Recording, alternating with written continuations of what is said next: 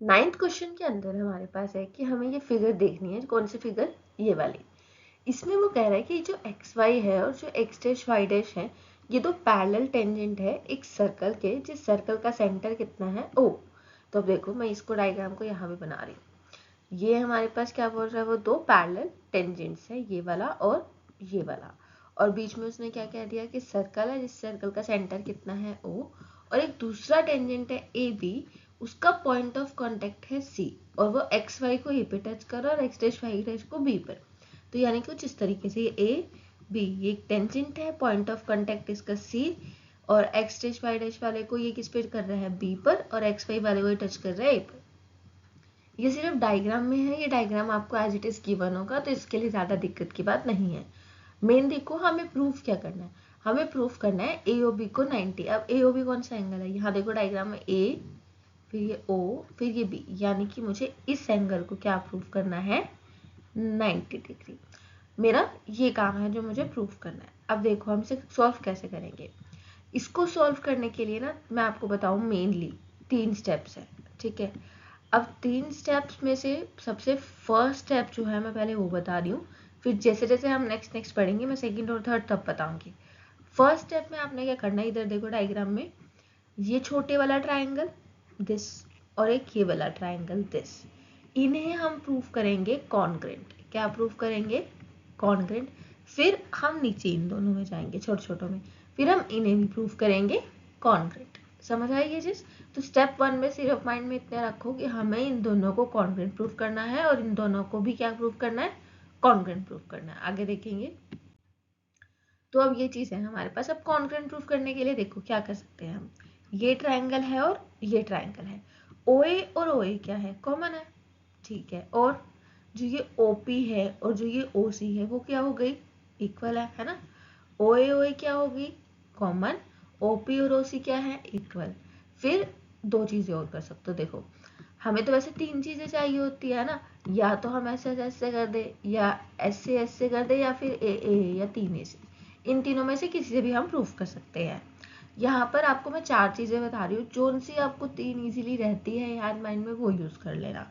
2 समझ आ गई, ओ ए common, OP और ओसी रेडियस है तो इक्वल। 10.2 थ्योरम क्या कहती है, एक्सटर्नल पॉइंट से टेंजेंट अगर रखे हैं वो क्या होंगे, इक्वल। तो ए पी और ए सी उस अकॉर्डिंग इक्वल है।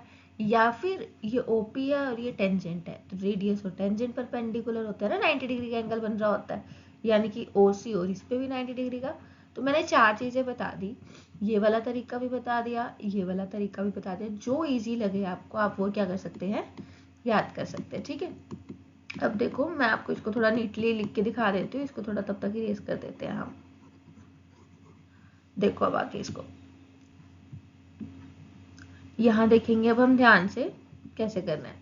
हमने क्या करा, ट्राइंगल लिया ओ ए पी और O A C, O P equals to O C होगा, ओ पी और ओ सी कौन से है, ये वाली चीज देखो वही जो मैंने बताई थी, ओ पी और ओ सी क्यों है, ये रेडियस ऑफ अ सर्कल। फिर ओ ए और ओ ए इक्वल क्यों, कॉमन साइड, और फिर ओ पी और ओ सी, ओ पी और ओ सी कौन सा हुआ, ओ पी ए और ओ सी ए, वही जो मैंने बताया था 90 वाला।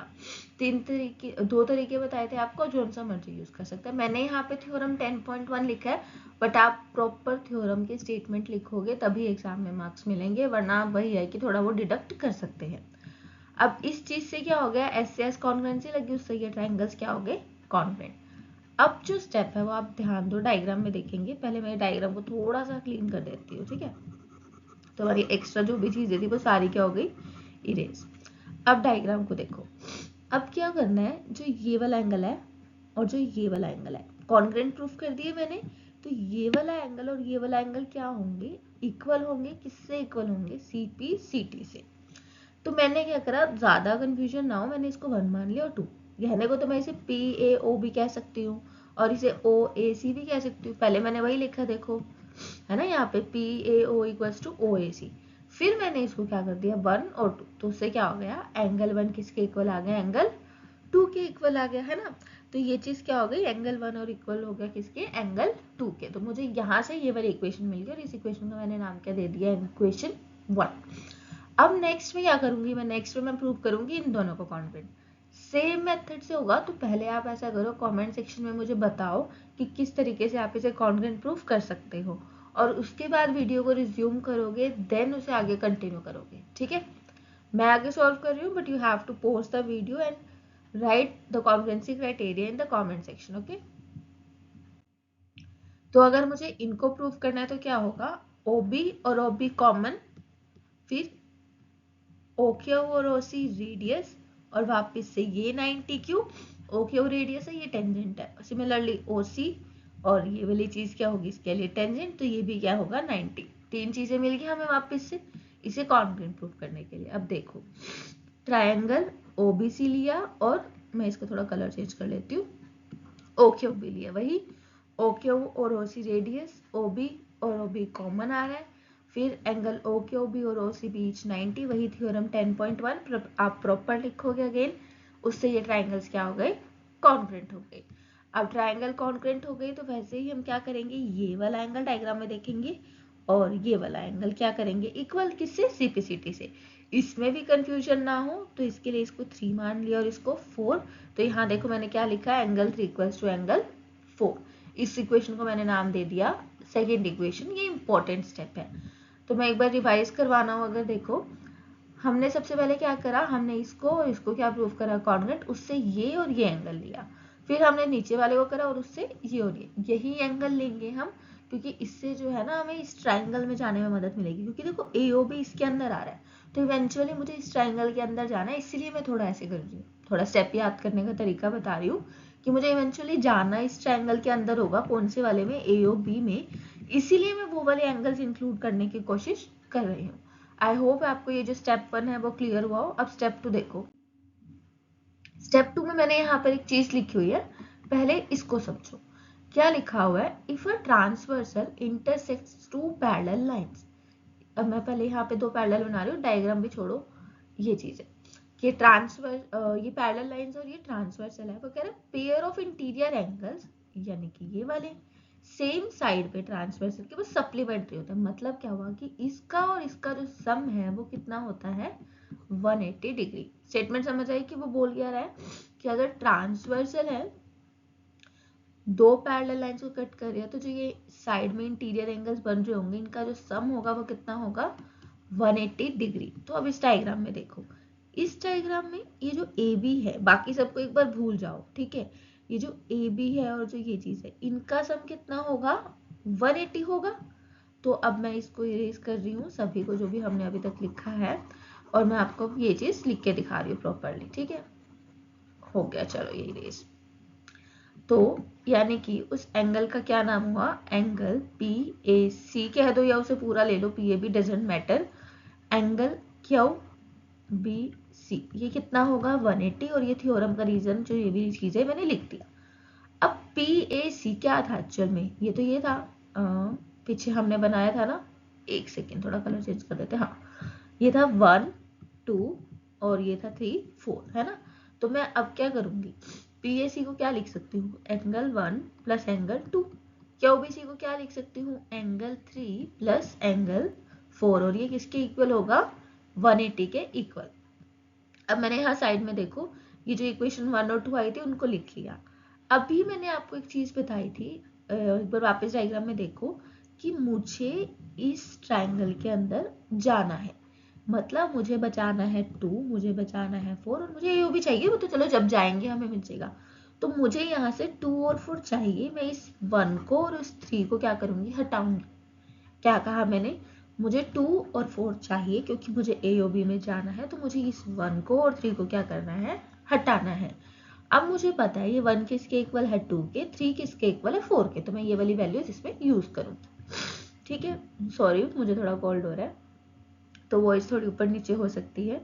तो मैंने इस एंगल 1 की जगह रख दिया एंगल 2 प्लस एंगल 2, एंगल 3 की जगह angle 4 plus angle 4 equals to 180। Angle 2 plus angle 2, ये हो जाएगा 2 एंगल 2 डबल हो गया, और ये हो गया 2 एंगल 4 इक्वल्स टू 180। फिर यहाँ से 2 कॉमन लेंगे, angle 2 plus angle 4 equals to कितना आ गया, 180। अब मैं यहाँ थोड़ा कलर चेंज कर रही हूँ, इधर देखो, तो ये क्या हो जाएगा, angle 2 plus angle 4 equals to कितना हो जाएगा, 90 डिग्री। तो ये देखो ना, यहाँ पर एक बार ये जो 2 था, ये जो 2 था ये मल्टीप्लाई में था, इसको मैं यहाँ पे डिवाइड लेगी, तो ये क्या हो गया, एंगल 2 प्लस एंगल 4 कितना हो गया, 90। इसको हम मानेंगे हमारी थर्ड इक्वेशन। क्लियर है। अब ये जो क्वेश्चन था ये हमारा टोटल कितने स्टेप्स में था, 3 स्टेप्स में क्वेश्चन था, जिसमें से हमने 2 स्टेप्स कर लिए हैं, बस एक छोटा सा एक स्टेप रह गया, अब हम नेक्स्ट में वो करेंगे। तो चलो अब हम मूव करते हैं इसके थर्ड स्टेप पे, और जो कि क्या है हमारा लास्ट और सबसे इंपॉर्टेंट स्टेप। इसके अंदर क्या होगा, हम यूज करेंगे एंगल सम प्रॉपर्टी। क्या यूज करेंगे, एंगल सम प्रॉपर्टी।